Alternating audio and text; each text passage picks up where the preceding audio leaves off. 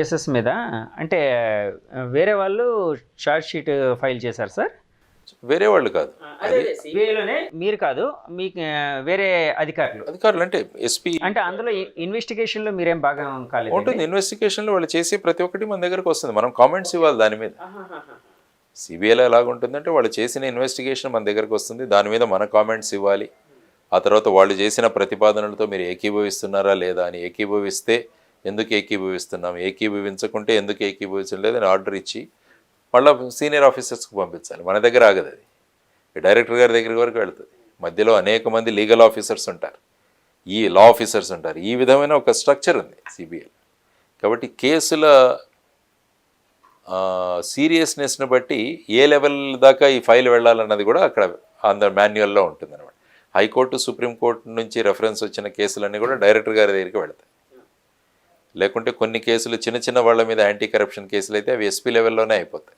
ఇది కోర్టు డైరెక్షన్తో వచ్చింది కదండి జగన్ గారి? Court direction, majority of the cases court direction నుంచి వస్తాయి. సత్యం స్కామ్ కూడా కోర్టు డైరెక్షన్, సత్యం కూడా అలాగే వచ్చింది. మిగతా మైనింగ్ కేసులు ఇవన్నీ కూడా మోస్ట్లీ కోర్టు నుంచి వస్తాయి. కోర్టులో ఇవన్నీ కోర్టు కేసులు. అప్పట్లో మీ మీద కూడా రకరకాల ఆరోపణలు చేసేవారు, అంటే నెగిటివ్ కామెంట్స్ చేస్తుంటారు. ఎందుకంటే ఎప్పుడైతే ఈ ఇన్వెస్టిగేషన్లో రాజకీయ నాయకులు ఉంటారో ఆటోమేటిక్గా ఈ ధోరణి ఉంటుంది, కామెంట్స్ చేస్తుంటారు, ఇవి వాళ్ళ అనుసరించి చేస్తున్నారు, ఇవన్నీ కూడా సర్వసాధారణం. మిమ్మల్ని అంటే ఫ్రాంక్గా చెప్తే చెప్పాలి అంటే సిబిఎన్ గారు చంద్రబాబు నాయుడు గారి మనిషి అని, లేకపోతే టీడీపీకి సంబంధించిన మనిషి అని ఇట్లాగ అనేవారు. అంటే నిజాలు కాదు నేను అంటుంది, అంటే ఇందులో నిజాలు మీరు చెప్పాల్సిందే. అట్ ద సేమ్ టైం నేను అడిగేది ఏంటంటే అప్పట్లో మీ మానసికమైన పరిస్థితి ఎలా ఉండేది సార్? ఇప్పుడు అంటే మీరు ఒక వర్క్ చేసేవారు, మీ సిన్సియర్గా మీ వర్క్ చేసేవారు, ఆ టైంలో ఇలాంటి ఆరోపణలు వచ్చినప్పుడు మీ పరిస్థితి ఎలా ఉండేది?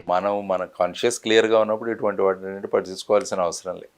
మన కాన్షియస్ క్లియర్గా ఉంది, మనం ఏమి ఈ విధంగా చేయట్లేదని మన కాన్షియస్ క్లియర్గా ఉన్నప్పుడు మనం ఇవన్నీ ఆక్యుపేషనల్ హజార్డ్స్. ఇవన్నీ ఎలక్ట్రికల్ లైన్ మ్యాన్కి షాక్ కొట్టచ్చు, కానీ ఎక్కాలి లైన్. జూలో జంతువులకు ఆహారాన్ని అందించేవాడు బోన్లో లోపలికి దూరాలి. ఇవన్నీ కూడా ఆక్యుపేషనల్ హజార్డ్స్. కాబట్టి పొలిటికల్ కేసెస్ హైకోర్టు నుంచి సుప్రీంకోర్టు వచ్చినప్పుడు ఇటువంటివి జరుగుతుంటాయి. కాబట్టి మన కాన్షియస్కి మనం క్లియర్గా ఉన్నప్పుడు ఇటువంటి వాటి గురించి పట్టించుకోవాల్సిన అవసరం లేదు, ఇవన్నీ జరుగుతుంటాయి. కానీ ఇలాంటి ఆరోపణలన్నీ మీరు పాలిటిక్స్లోకి వచ్చిన తర్వాత ఇంకా ఎక్కువయ్యాయి. అంటే అది పాలిటిక్స్లోకి రావడం అనే దానివల్ల ఇంకా ఎక్కువయ్యాయని భావించవచ్చా సార్? అదే దానికి నేను ఎక్కడే పాలిటిక్స్లోకి రావడం అదేమి ఇట్ ఈస్ ఫ్రీ. నాకేమి పాలిటిక్స్లోకి వీళ్ళెవరు రాకూడదని ఎక్కడ నియమాలు లేవు. సో పాలిటిక్స్లోకి వచ్చాం మనం బేసిక్గా ప్రజలను చైతన్యవంతం చేయడానికి వచ్చిన విషయాలు. కాబట్టి ఎప్పుడైతే ఈ పొలిటికల్ రంగంలో ఉన్న వాళ్ళ మీద ఉన్న కేసులు అయితే ఇవన్నీ కూడా జరుగుతుంటాయి. ఇలాంటివి మామూలు సర్వసాధారణంగా జరుగుతున్న విషయాలు. మన పని మనం చేసుకొని వచ్చేసాం. ఇప్పుడు నేను ప్రజాక్షేత్రంలో ఉన్నాను, ప్రజారంగంలో చైతన్యం కలిగించే వ్యవస్థలో ఉన్నాం మనం. కాబట్టి దీన్ని మనం ముందుకు తీసుకెళ్దాం సక్రమం. సార్ మీరు ప్రజాక్షేత్రంలోకి వచ్చారు, పాలిటిక్స్లోకి వచ్చినప్పుడు మీరు అంటే మామూలుగా జనరల్గా ఎవరైనా పాలిటిక్స్ అనేది ఒక అధికారం వస్తే అంటే వాళ్ళు అనుకున్నట్టు, ఇప్పుడు ఫర్ ఎగ్జాంపుల్ మీరు వచ్చారు, ఏదో చేంజ్ తీసుకొని రావాలి అనే కాన్సెప్ట్లో వచ్చారండి. అధికారం అనేది వస్తే బాగుంటుంది, ఇంకా ఎక్కువ చేయొచ్చు అనేది ఒకటి ఉంటుంది ఇంటర్నల్గా, బయటకు చెప్పైనా. అలాంటి ఆలోచన ఏమైనా దాంతోనే మీరు ఈ రంగంలోకి వచ్చారంటే? నేను యాక్చువల్గా వాలంటీర్ రిటైర్మెంట్ తీసుకొని వచ్చిన తర్వాత నేను 2 రాష్ట్రాల్లో పర్యటించాను. నేను ఎక్కడ ఏ పార్టీలో జాయిన్ అవ్వలేదు. నేను అన్ని జిల్లాల్లోకి వెళ్ళి అక్కడ సమస్యలు, రైతాంగ సమస్యలు ఇవన్నీ తెలుసుకున్నాను. కానీ అల్టిమేట్గా ఏంటంటే వీటిలన్నిటికీ సొల్యూషన్ సాధించాలంటే మనకు రాజ్యాధికారం అన్నది చాలా ముఖ్యం. సో వీళ్ళ సమస్యలను మనం చిన్న మన ఎన్జిఓస్ వీళ్ళ ద్వారా మనం సాధించవచ్చు, కానీ దాని పరిమితి చాలా తక్కువగా ఉంటుంది. అదే ప్రభుత్వం అన్నది బిగ్గెస్ట్ ఎన్జిఓ అనుకుంటాను నేను. ప్రభుత్వం అన్నది ఎన్జిఓ స్ఫూర్తితో పనిచేస్తే ఈ మిగతా ఎన్జిఓలు అవసరం లేదు అసలు. సో ఆ విధంగా చేయాలంటే రాజ్యాధికారం అంటే ప్రజాస్వామ్యంలో ఎలక్షన్లు. కాబట్టి ఎలక్షన్లో మనం పార్టిసిపేట్ చేయాలి. అప్పుడు కనుక చట్టసభలకు వెళ్ళగలిగితే అక్కడ మనం చట్టాల్లో మార్పులు తీసుకురావచ్చు, కొత్త చట్టాలు తీసుకురావచ్చు, విధి విధానాల్లో మార్పులు తీసుకురావచ్చు. ఈ ఉద్దేశంతో రావడం జరిగింది. అట్ ది సేమ్ టైం చైతన్యవంతమైన సమాజాన్ని కూడా తయారు చేయాల్సిన అవసరం ఉంది. కాబట్టి ఆ ధోరణిలో దీంట్లోకి రావడం. అంటే అధికారమే పరమావధి అనేది లేదండి మీ దృష్టిలో, లేదా పాలిటిక్స్లోకి వెళ్ళినప్పుడు? ఖచ్చితంగా అధికారం ఉంటే ఇంకా ఎక్కువ చేయగలం, దెర్ ఇస్ నో డౌట్. ఇప్పుడు కూడా మనం చైతన్యవంతం చేస్తాం, కానీ అల్టిమేట్గా అక్కడ శాసనసభల్లోనూ చట్టసభల్లో కూర్చుంటే దాని ప్రభావం వల్ల ప్రజలు బాగుపడతారన్నది ముఖ్యమైన అంశం. కాబట్టి ఎప్పుడైనా రాజకీయాల్లో వచ్చిన వాళ్ళు ఎవరైనా కూడా శాసనసభల్లో కానీ అక్కడ లోక్సభలో కానీ పార్లమెంట్లో కానీ ప్రవేశించాలని అనుకుంటారు.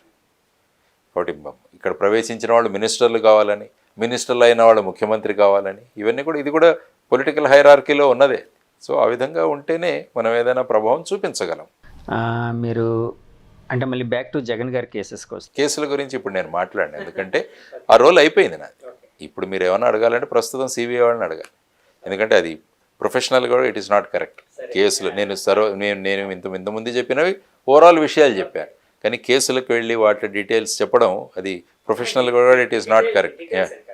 ప్రొఫెషనల్ కూడా it is not correct. Details అనేది అడగట్లేదు, కానీ బయట అంటే రాజకీయ పరంగా కొంత ఆరోపణల మీద అంటే జగన్ గారిది అంటే ఏమో ఇచ్చింది ఏంటంటే నాలాంటి వాళ్ళకి పేపర్లు చదివినప్పుడు ఎవరైనా సామాన్య జనానికి 1,00,000 కోట్ల స్కాము ఇలాగని ఆయన రకరకాల అంటే ఎవరికి కావాల్సినట్టు వాళ్ళు వేసుకునేవారు. అందులో నిజం ఎంత అనేది మా ఎవరికి తెలియదు, సామాన్య జనానికి తెలియదు. నిజంగా ఎంత స్కామ్ జరిగింది ఏంటి అనేది ఎవరికి తెలియదు. అంటే అందులో డైరెక్ట్గా ఇన్వాల్వ్ అయ్యారు లేదో అది సిబిఐ తెలుస్తుందండి, అంటే కోర్టులు తెలుస్తాయి, అదంతా తర్వాత విషయం. కానీ ఆ నెంబర్ ఎంత సార్? 1,00,000 అన్నది ఉంది కాస్త అది ఎంత నెంబర్ అండి? ఇప్పుడు ఎలా ఉంటుందంటే ఒక మార్కెట్ వాల్యూ ఒకటి ఉంటుంది, మామూలు రిజిస్టర్డ్ వాల్యూ ఒకటి ఉంటుంది. మీరు ఒక భూమి ఏదైనా తీసుకుంటే దాని విలువ మీరు స్టాంపుల్లో చూస్తే 1,00,000 ఉంటుంది, స్టాంప్ డ్యూటీ దానికే కడతారు. కానీ అదే మీరు మార్కెట్లో చూస్తే అది 40 లక్షలు 50 లక్షలు కూడా చేస్తుంది. కాబట్టి ఈ ప్రాపర్టీస్ని అంతా కూడా మేము తీసుకున్న దృష్టిలో కేవలం రిజిస్టర్డ్ వాల్యూసే తీసుకుంటారు. దాన్నే మార్కెట్ వాల్యూ చేస్తే దాని వాల్యూ పెరుగుతూ పోతూ ఉంటుంది అనమాట. కాబట్టి స్పష్టంగా ఇందులో మన సుప్రీంకోర్టులో కూడా ఐ థింక్ 1,400 ఎంతో, ఎందుకంటే నేను వెళ్ళిన తర్వాత కూడా ఇన్వెస్టిగేషన్స్ జరిగాయి. ఇక్కడ 1,400 కోట్లు సార్, కోట్లు అన్నట్టుగా మొన్న చూశాను. ఆ తర్వాత కూడా ఇన్వెస్టిగేషన్ జరిగాయి. టోటల్ ఫైనల్ ఫిగర్ ఎంత అయ్యారో నాకు తెలియదు, కానీ అరౌండ్ దీంట్లో ఉన్నట్టుగా నాకు అనిపిస్తుంది. అంటే అదే మార్కెట్ వాల్యూ ఏ విధంగా ఉంటుందన్న దాన్ని బట్టి చూసుకుంటే మళ్ళీ విలువ పెరుగుతుంది దాంట్లో. సార్ ఇప్పుడు మీరు అంటే ఐపీఎస్ ఆఫీసర్గా ఉండేటప్పుడు మిమ్మల్ని బాగా ఇబ్బంది పెట్టింది లేకపోతే కొంచెం కష్టతరమైంది సత్యం స్కామ్ అని అంటూ ఉంటారండి, నిజమేనా సార్? అంటే అందులో ఇన్వెస్టిగేషన్ అన్నది ఒక ఛాలెంజ్, ఎందుకంటే అంత టెక్నాలజీ ఉపయోగించి చేసిన అక్కడ ఉన్న వాళ్ళు బ్యాలెన్స్ షీట్లో మార్పులు ఇవన్నీ కూడా అక్కడ చేయడం జరిగింది. కాబట్టి నేర్చుకునడానికి మాకు ఛాలెంజింగ్గా అందులోకి వెళ్ళి ఏ విధంగా జరిగింది అని కనిపెట్టడం అన్నది ఒక ఛాలెంజింగ్ ఇదే.